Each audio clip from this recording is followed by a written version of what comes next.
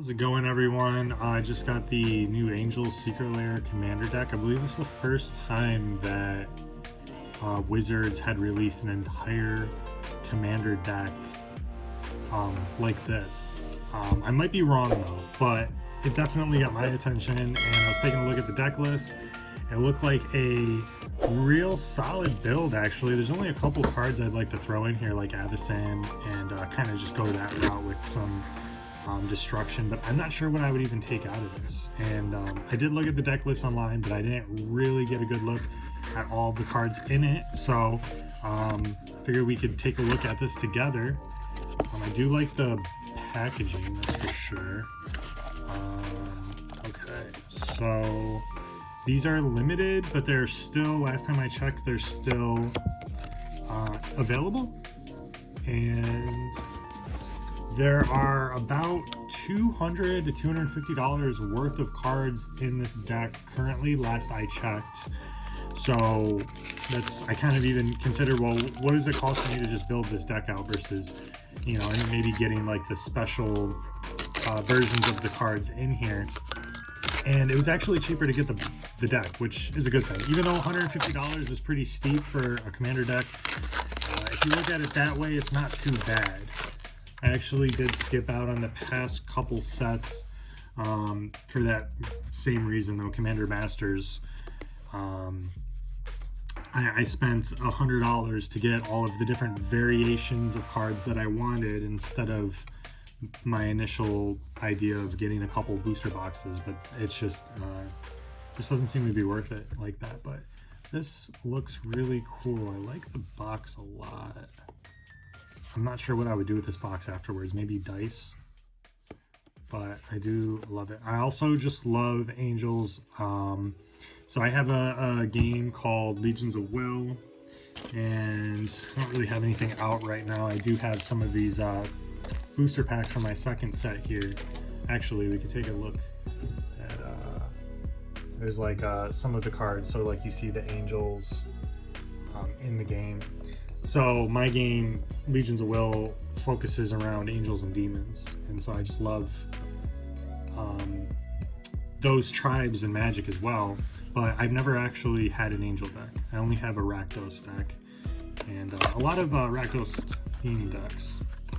But my brother has a Avacyn deck, and I'm just going to get this all sleeved up and probably play some games with him. So looks like it comes with this nice little paper life counter, and then a poster, I believe.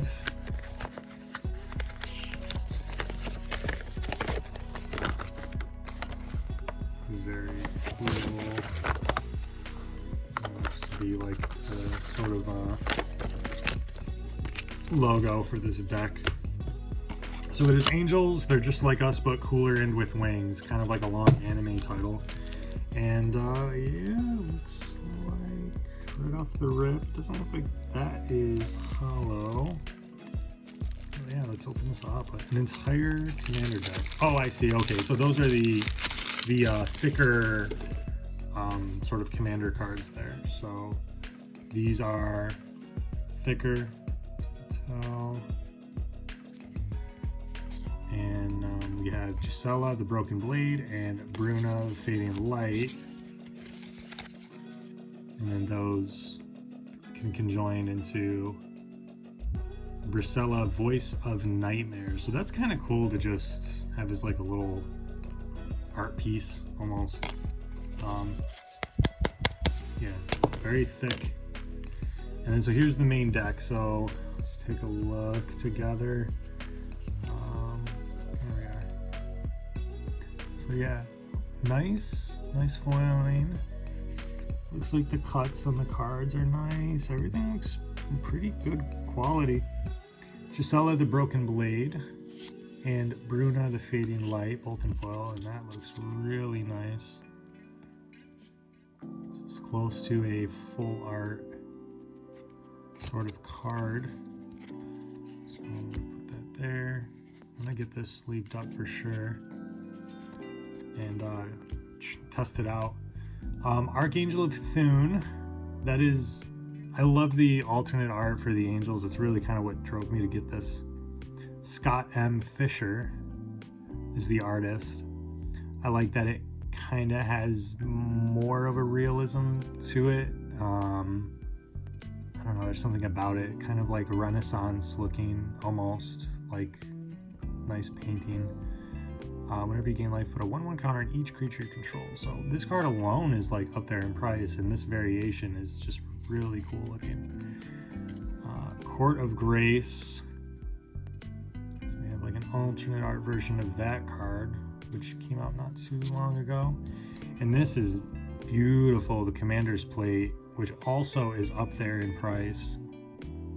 Equipped creature gets +3/+3 and has protection from each color that's not in your commander's color identity. So it's best in like monocolored decks or even colorless.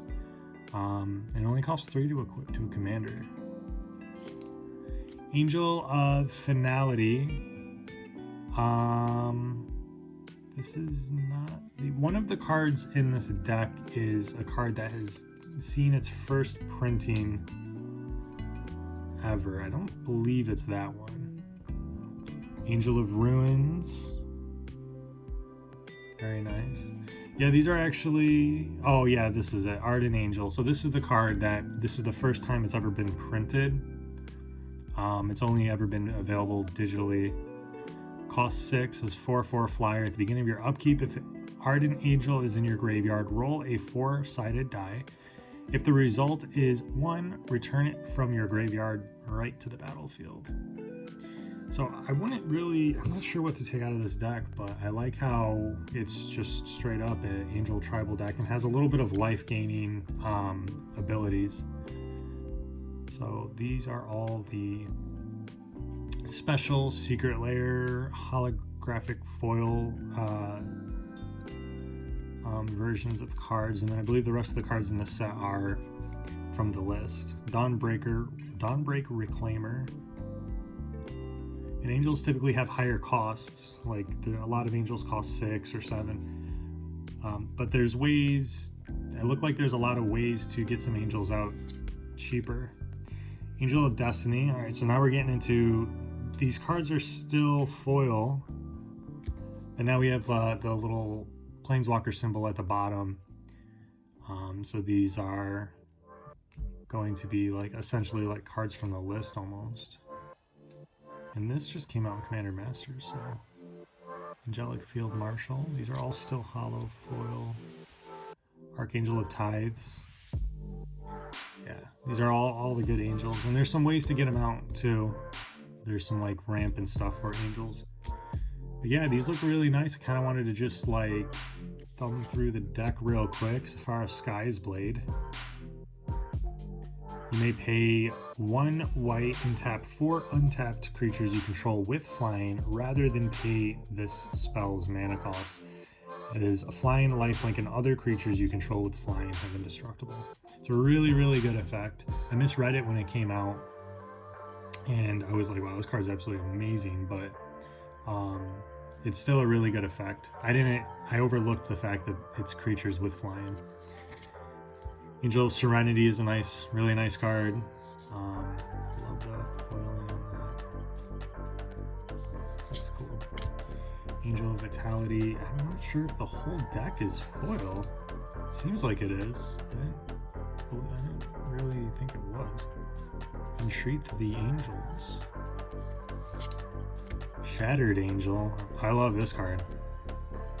Whenever a land enters the battlefield under an opponent's control, you may gain 3 life. So it's kind of expensive. I did consider throwing this in Alora or Bilbo, but it's a little too pricey for the effect. But it has the added benefit of being an angel in this deck. Yeah, it's really cool. And then it looks like we have a bunch of Secret Lair themed foil planes. Looks like they're all the same art. No, we get into some other art as well. It's very similar. Yeah, this is nice. The quality is so nice. I was actually super stoked on this. Oh, okay, alright. So, yeah, the whole deck isn't foil. Just a good portion of them. We're about to get to here we are. So then now we just have these cards. Angelic Accord, Auster Command, Griffin Airy, Invoke the Divine, Path to Exile. Sarah assigned it. I mean, it's a really good deck list. Sarah Ascendant's an amazing card. Starnheim Aspirant. Angel spells you cast cost 2 less to cast and only cost 3 to get out. So that's significant. Most of them are around 6. We're in mono colors, so we don't have to worry about paying certain colors or being restricted to certain colors. So that too can bring him down to about 4 on average, and that's a lot easier to play. Swords to Plowshares, and then we have, of course, Arcane Signet, Everflowing Chalice, Heirloom Blade. Whenever a equipped creature dies, you may reveal cards from the top of your library until you reveal a creature card that shares a creature type with it. Put that card into your hand and the rest in the bottom of your library in a random order. So that's not bad. Lightning Greaves. We have Marble Diamond. I like the Mirage art of this here. Mind Stone, more retro framing style cards. Oketra's Monument. White creature spells you cast cost 1 less to cast. And then whenever you cast a creature spell, create a 1/1 white warrior creature token with vigilance. And I forget if we had already passed up the card that turns our tokens into 4/4 angels, or maybe that wasn't in here. If it's not, that wouldn't be a bad addition. Maybe actually this might be the only card that creates non-angel tokens, so I'm not sure. Pearl Medallion. Oh wow. Oh, okay. That threw me off for a second. Yeah, so that's cool too. Straight up, your white spells cost 1 less to play. I got that confused with the marble. Diamond, marble, marble, diamond. Soul Ring, Swiftfoot Boots, a lot of evasion. Well of Lost Dreams is a fun card to play. Whenever you gain life, you may pay X, where X is less than or equal to the amount of life you gained. If you do, draw cards. So draw X cards. There are a few or a handful of cards that help you gain life in here. So, and is that really it? And then we have our lands. Okay, so Myria, the Sky Ruin. Enters tapped at the beginning of your upkeep. If you control 7 or more planes, you may return target creature card from your graveyard to the battlefield. I really like this effect. I really like that a lot. And then Karu comes in tapped, and when it comes into play, return an untapped land you control to its owner's hand, or bury Karu, which is not bad since it'll tap for white and a colorless. So I do like that land as well in this deck. Myriad Landscape, Nykthos Shrine to Nyx. Like, so they did a really good job, honestly, with this deck list. It's like they're putting out better secret layers than they are sets, which is a shame because it's, you know, like, why are they putting out these sets when people can just be purchasing singles in general? I see like people purchasing sealed stuff less and less, unfortunately. So that's gotta suck for LGSs. But yeah, we have Nykthos, that's really cool. Path to Ancestry, Seraph Sanctuary. Ooh, okay. Majani, Strength of the Pride. This card's great. If you have at least 15 or more life than your starting life total, you can exile Ajani, and it costs 0 to activate this ability. And then you could just destroy exile each artifact and creature your opponents control. So a really nice one-sided board wipe. I play that in my Oloro, now Bilbo deck. Bishop of Wings also creates non-angel tokens, so that might be something to consider. Ajani creates an Ajani's Pride Mate, so it might not be too bad of an idea to add, I forget what the card is, like Divine something. It might not be too bad of an idea to throw that in here, because even the ones that create angel tokens, they're creating 3/3s. I believe the ones that those create are 4/4 flyers with vigilance instead of 3/3 flyer angels. So that might not be a bad idea if it's not already in here.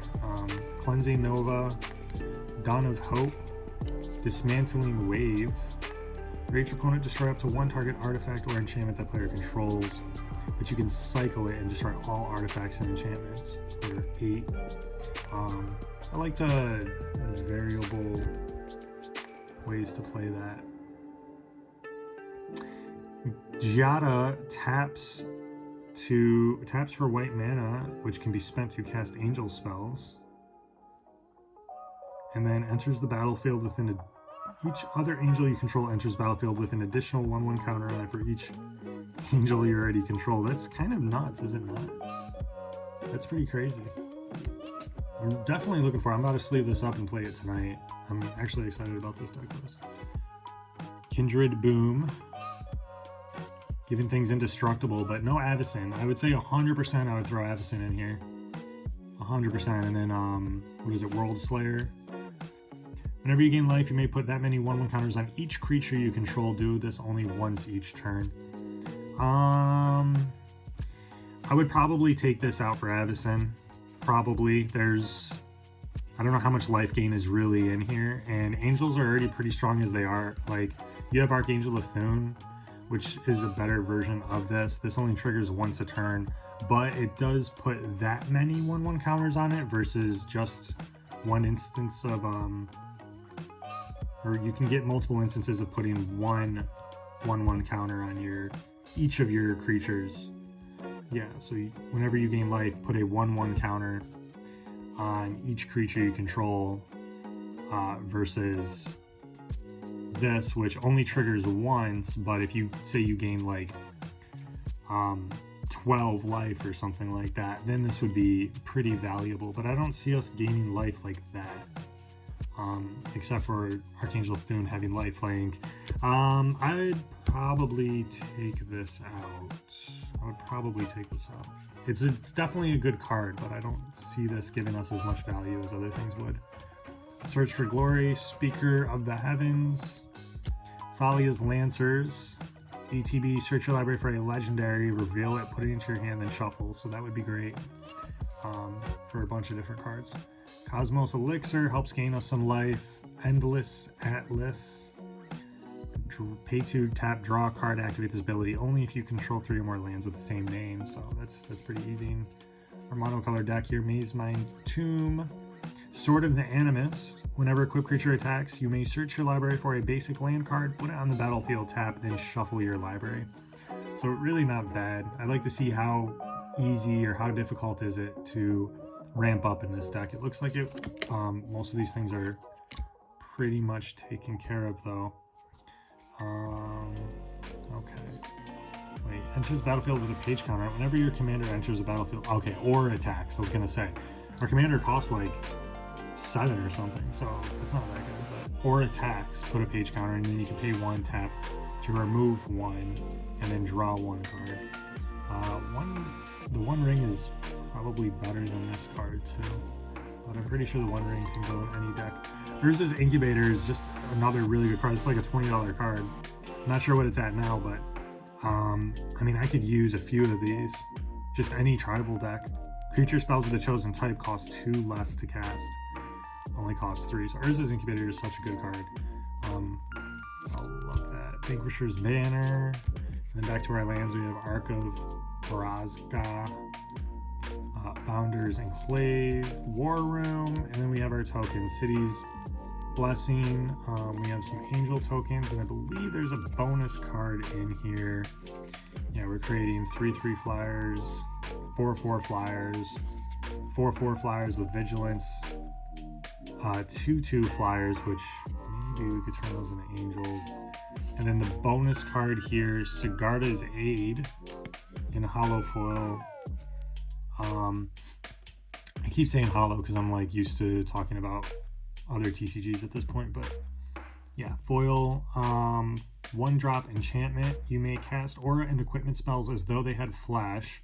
Whenever an equipment enters battlefield under your control, you may attach it to target creature you control. Now, that's a really good card, but I didn't really see a whole lot of equipment in here. What do we have? 1. And I believe that's not part of the 100 card deck, so that's fine, but I don't see a lot of If it is part of it, then we don't need it, but I don't believe it is. We have Swiftfoot boots, so that's like 2, 3, 4. Yeah, we only have like 4 equipments in here, so yeah, probably it's nice though that you have something if you want to like start leaning towards that equipments and auras and stuff like that. Then you have a nice card to rebuild the deck in that way, so that's cool. And yeah, I would definitely there's probably a couple cards I would take out, and I would put Avacyn in here and World Slayer, and I saw some other things that gave our creatures indestructible.